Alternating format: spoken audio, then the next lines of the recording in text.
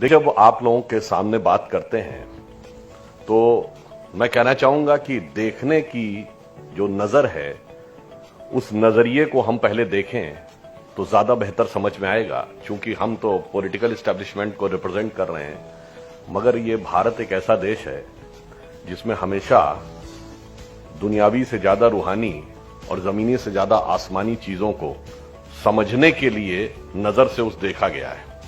तो मैं सबसे पहले ये एक पंक्ति कह के बात शुरू करूंगा कि न तख्त ताज में न लश्करो सिपाह में है, जो बात कलंदर के बारगाह में है, और जो दिल से देखता है तू है बस वही दुनिया, वो संग खिश्त नहीं जो तेरी निगाह में। तो ये मैंने सिर्फ इसलिए कहा कि जो निगाह आपकी कहां है और हकीकत कहां है, उसको अगर आप देखने में थोड़ा समझ जाएं तो मुझे लगता है आगे का मुकाम भी हमें बेहतर समझ में आ जाता है। मैं इस पे लिए अपना एक्सपीरियंस बताना चाहता हूं। आज से 5-6 साल पहले की बात है, मैं एक टीवी डिबेट में था, तो एक मौलाना साहब दूसरी तरफ से थे और बहुत एग्रेसिव होकर उन्होंने कहा कि इस देश में हमारा भी एक हिस्सा है, हमारा भी एक हक है, जिसको न बीजेपी छीन सकती है, न आरएसएस छीन सकती है, न नरेंद्र मोदी छीन सकते हैं। तो मैंने उनसे कहा, मौलाना साहब, आप कह रहे हैं कि आपका हक है और आपका हिस्सा है, आपको याद ही नहीं कि आप खड़े कहां थे? मैंने कहा, जब ये देश आजाद हुआ तो लाल किले पर पहली शहनाई बजाई थी किसने? उस्ताद बिस्मिल्लाह खान ने। मैंने कहा, भारत की सेना का पहला गैलेंट्री अवार्ड विनर, जिनको पहला गैलेंट्री अवार्ड मिला, वो कौन थे? ब्रिगेडियर मोहम्मद उस्मान। मैंने कहा, 2010 में American president Barack Obama Bharat आते हैं, ज्वाइंट सेशन ऑफ पार्लियामेंट को जब संबोधित करते हुए कहते हैं, India is not emerging, India has emerged. तो व्हेन इंडिया हैज इमर्ज्ड, जब 1998 का पोखरण एक्सप्लोजन हुआ था, and who was the chief architect? Doctor APJ Abdul Kalam. मगर आपने तो कभी देखा ही नहीं कि आप तो सबसे आगे खड़े थे और आप हक मांगने के नैरेटिव में आ गए। इसलिए मैंने फिर उनसे कहा, मैंने कहा कि सिर्फ यहां बात इतनी नहीं है, जैसे आजकल भी इस तरह के विषय बहुत चल रहे हैं, अब कश्मीर फाइल्स का विषय चलता है, उसको लेकर नैरेटिव की बात चलती है, तो मैं एक फैक्ट याद दिलाना चाहता हूं, शायद हम में से बहुत से लोगों को, ये 10 में से 9 लोगों को पता ही नहीं होगा कि जब पाकिस्तान से सन 47-48 वाली वॉर हुई तो भारत की सेना के एक अधिकारी ऐसे भी थे जिन्होंने एक इलाका पाकिस्तान जीत गया तो उन्होंने कसम खाई कि जब तक यह इलाका मैं वापस नहीं पालूंगा तब तक पलंग पे नहीं सोऊंगा, जमीन पे सोऊंगा, जैसे महाराणा प्रताप की तरह। वो लड़ाई थी झाकड़ की लड़ाई, जो अक्टूबर 1947 में हमारे हाथ से निकल गया, और वो अधिकारी थे ब्रिगेडियर मोहम्मद उस्मान। फरवरी 1948 में जब इंडियन आर्मी ने दोबारा जीता तो सबसे पहले उनके सैनिक पास के गांव में गए और जाके पलंग लेके आए। साहब, आपने पहले अपनी वो कसम पूरी करिए, क्योंकि आपने तो कहा था कि हम कभी पलंग पे नहीं सोएंगे। ये नैरेटिव किसी को पता है क्या? अब अगर हमने अपना ही नैरेटिव छोड़ दिया, अपना ही सरमाया छोड़ दिया और हम किसी दूसरे नजरिए में फंस गए, तो हमें उसको दोबारा याद करने की जरूरत है। मैं एक छोटा सा और फैक्ट बताना चाहता हूं कि बहुत सारी बातें कई बार आती हैं कि अगर ये पूछा जाए कि उस मुस्लिम साइंटिस्ट का नाम बताइए जिसको फंडामेंटल साइंस में नोबेल प्राइज मिला हो, तो वो एक ही हुए, वो तो पाकिस्तान के अब्दुल समद। 1973 में फिजिक्स का नोबेल प्राइज मिला और वो अनडिवाइडेड इंडिया में पैदा हुए थे। किसी को याद ही नहीं, कोई उससे कनेक्ट ही नहीं करता। डॉक्टर एपीजे अब्दुल कलाम से बड़ा साइंसदान पूरे आलम इस्लाम में पैदा नहीं हुआ आज के जमाने में, किसी को कोई कनेक्शन ही नहीं। मैं अगर विनम्रता से पूछूं कि डॉक्टर कलाम के नवाज़े जनाजा में कितने लोग गए थे? नहीं। और बाकियों में जो किसी भी प्रकार के अपराध या आतंकवाद में मुलव्विस हैं, उनके में खूब जाते हैं, खूब खबरें छपती हैं, बड़े बड़े बयान आते हैं। तो मैंने तो सिर्फ यह कहने का प्रयास किया कि अगर आप नजरिया देखें तो आपके पास इतना है कि लोगों को समझाने के लिए नहीं, one of the leading position. अब यहां पे मैं एक और बात कहता हूं कि साहब, वो कहेंगे कि साहब सारा तो ठीक था मगर हम पे कॉन्फिडेंस कम किया जाता है। अब यहां पे मैं सिर्फ ये कहूंगा कि अगर कॉन्फिडेंस की बात आए तो मैं 2 एग्जांपल दूंगा। सबसे ज्यादा कॉन्फिडेंस की जरूरत किस पोस्ट पे होती है? आप लोग जस्टिस हैं, बड़े बड़े पदों पे रहे हैं सब लोग, सबसे कॉन्फिडेंस की पोजीशन होती है chief of the intelligence bureau, IB chief. इससे ज्यादा कॉन्फिडेंस की कोई जरूरत नहीं थी। पूरे देश की सबसे सेंसिटिव इंफॉर्मेशन आईबी चीफ के पास आती है, और आईबी चीफ सिर्फ दो ही लोगों को ब्रीफ करता है, प्राइम मिनिस्टर और होम मिनिस्टर। किसी तीसरे मिनिस्टर को ब्रीफ नहीं करता, और बहुत सारी चीजें, जितने कोवर्ट ऑपरेशंस हैं वो आईबी चीफ चलाते हैं। इसीलिए जब भी कभी सरकार बदलती है तो पिछली सरकार का आईबी चीफ कंटिन्यू नहीं करता है, 2 या 3 हफ्ते में नई सरकार उसे बदल देती, क्योंकि उसे अपने कॉन्फिडेंस का आदमी चाहिए होता है। मगर जब मोदी जी प्रधानमंत्री बने, आप में से शायद कुछ लोगों को याद हो, उस समय भारत के आईबी चीफ कौन थे? श्री आसिफ इब्राहिम। उनके कार्यकाल का 8 महीना बाकी था। 2 साल का फिक्स टेन्योर है आईबी चीफ का, उससे ज्यादा भी नहीं हो सकता, कम भी नहीं हो सकता, क्योंकि पोस्ट ऐसी है। गवर्नमेंट चाहे तो बीच में हटा सकती है। अब 8 महीने उन्होंने पूरी तरीके से कार्य किया, पूरे सम्मान के साथ। कभी आपने इस बात पे ध्यान ही नहीं दिया होगा कि मोदी जी की सरकार में आईबी चीफ मुस्लिम थे। अब आप ध्यान करिए, जब पोखरण एक्सप्लोजन हुआ था, यह पहला 98 का पोखरण एक्सप्लोजन था जो हुआ और अमेरिका को भी पता नहीं लग पाया। पहली बार ऐसा हुआ कि दुनिया में किसी देश ने एटॉमिक एक्सप्लोजन कर दिया और अमेरिका को पता नहीं लगा। वरना 74 में जब हमने किया था तो हमसे पहले, before the government of India announce, Russia ने भी अनाउंस कर दिया था और अमेरिका ने भी अनाउंस कर दिया था कि India has conducted atomic test. आप देखिए, नॉर्थ कोरिया में होता है, चाइना भी करता है, तो उससे पहले अमेरिका बता देता है कि चाइना ने फलां जगह किया। यह ऐसा हुआ था, किसी को पता नहीं लगा, और इतना गोपनीय, इतना कॉन्फिडेंशियल मिशन था अटल जी के अलावा।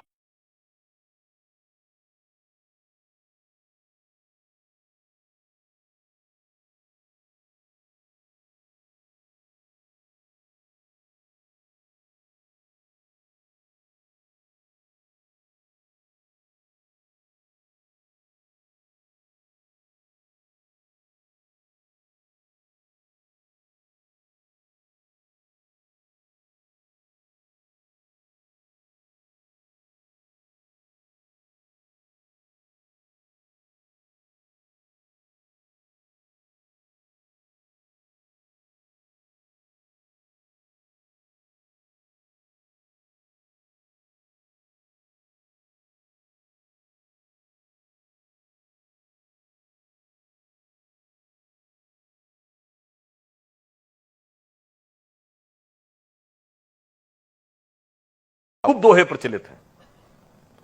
रसखान हुए,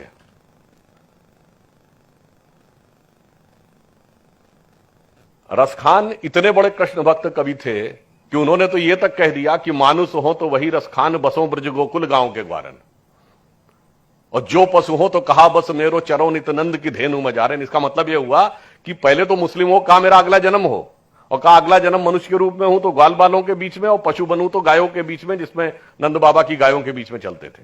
सैयद इब्राहिम रसखान कृष्ण भक्ति के सबसे बड़े कवियों में से एक, जिनका नाम था आलम शेख।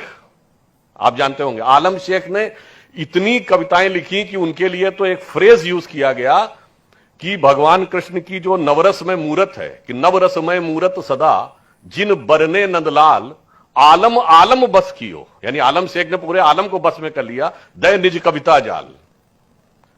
मगर हमने कभी उसको सुनने की कोशिश ही नहीं की। और तो बताता हूं, अब्दुल रहीम खान खाना ने वैदिक एस्ट्रोलॉजी पे एक किताब लिखी है, संस्कृत में लिखी है, जिसका नाम है खेट कौतुकम। हमें उस विषय में पता ही नहीं रहता था। अब आप ये बताइए, हम गंगा जमुनी तहजीब की बात करते हैं, इसकी शुरुआत कहां से होती है?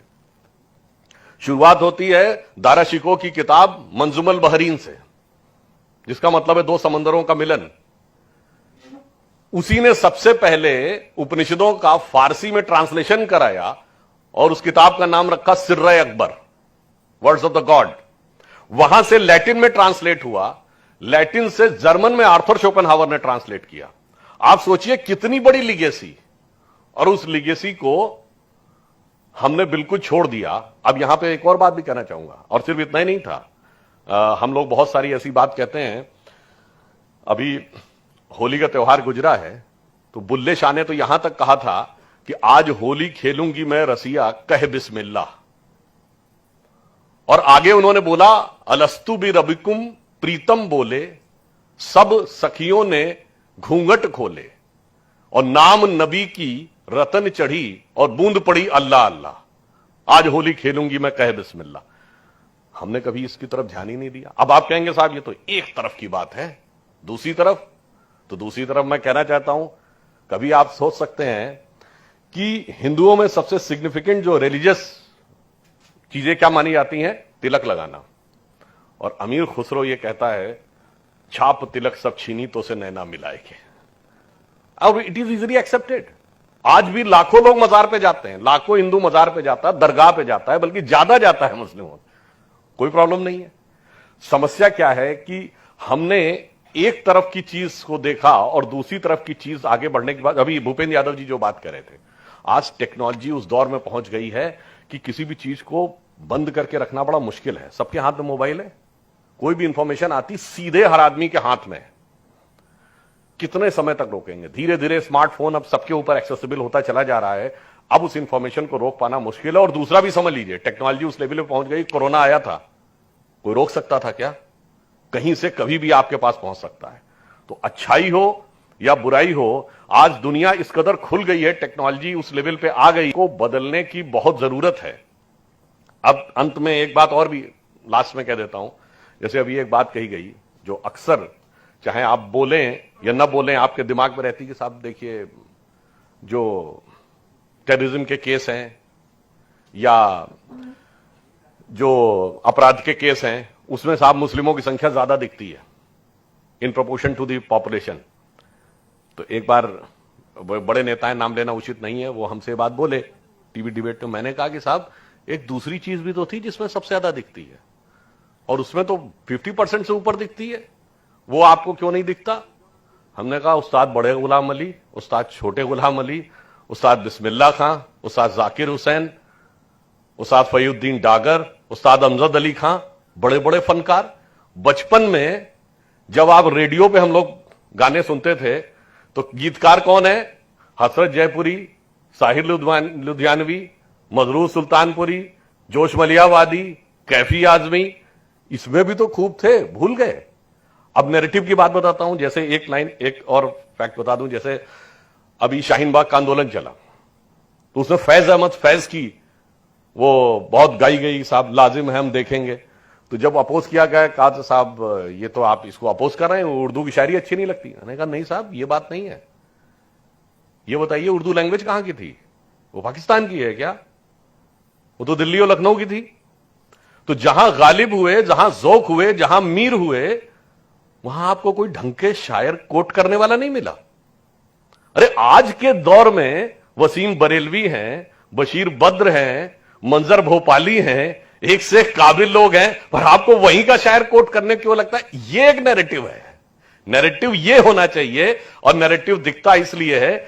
इसलिए मैं सिर्फ ये कहता हूं कि ये जो नैरेटिव जिस दिशा में चला, उसने पहुंचाया कहां? अगर ये कहा जाता है कि सच्चर कमेटी की रिकमेंडेशन ने इस हालात में पहुंचाया, तो मैं पूछता हूं ये गरीबों, गुर्बत और मुफलिसों, मजलूमियत के दौर में कैसे पहुंचे? जबकि एक दौर में पढ़ाई लिखाई में आजादी के बाद बहुत अच्छी स्थिति में थे, फाइनेंशियली भी अच्छी स्थिति में थे, सारी चीजों में अच्छे थे।